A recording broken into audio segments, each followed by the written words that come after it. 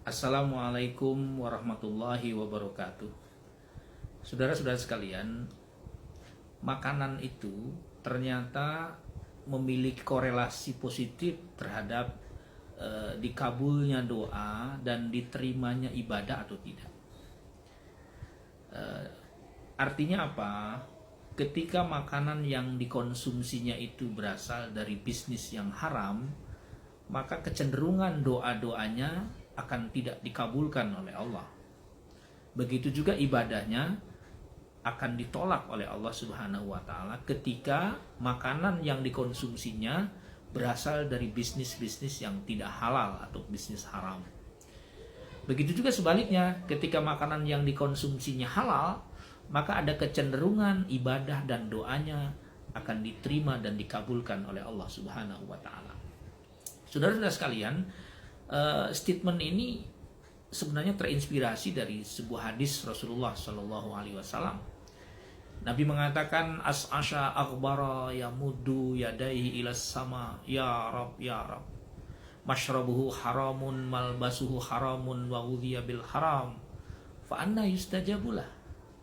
Kata Nabi, ada seorang manusia yang menengadahkan tangannya di hadapan Tuhannya, di hadapan Allah, meminta diampuni, minta diberkahi, minta diberikan jalan keluar yang terbaik, minta sesuatu, apapun minta, tapi mashrabuhu haramun, minuman yang diminumnya berasal dari uang, dari bisnis yang tidak halal.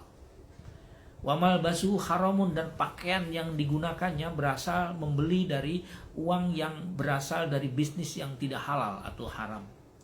Wa khudhiya bil haram, dan seluruh aspek kehidupannya, bisnisnya dan makanannya berasal dari bisnis yang tidak halal. Maka kata Nabi, fa anna yustajabulah.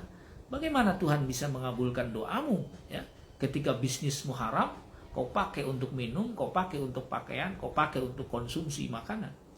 Artinya apa? Bahwa sekali lagi ada korelasi positif antara konsumsi makanan yang dikonsumsi dengan diterima atau tidaknya ibadah dan doa seseorang.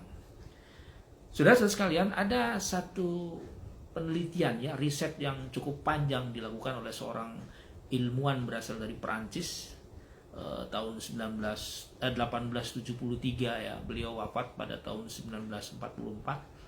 Namanya Alexis Carrel.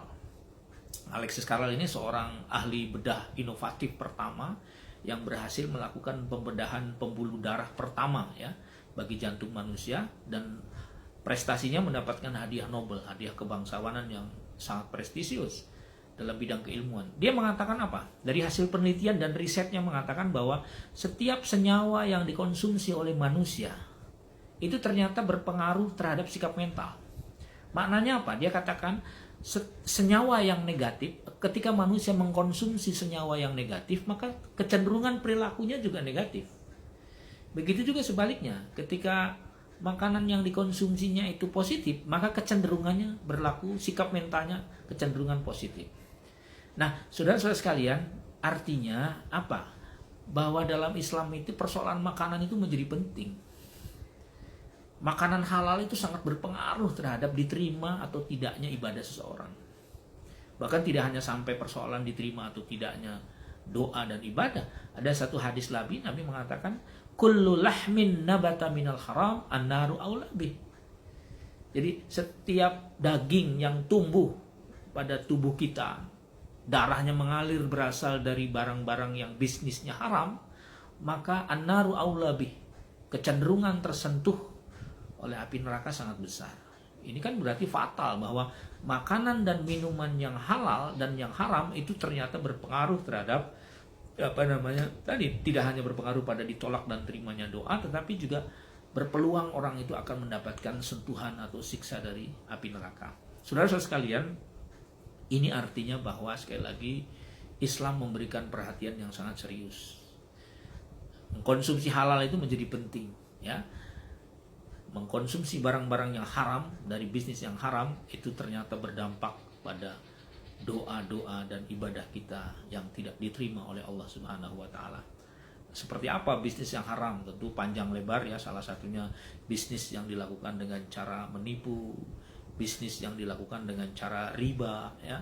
Bisnis yang dilakukan dengan cara maisir ya, gambling, bisnis judi dan seterusnya. Pokoknya semua bentuk yang haram itu berdampak pada diterima atau tidaknya ibadah kita di sisi Allah Subhanahu wa taala.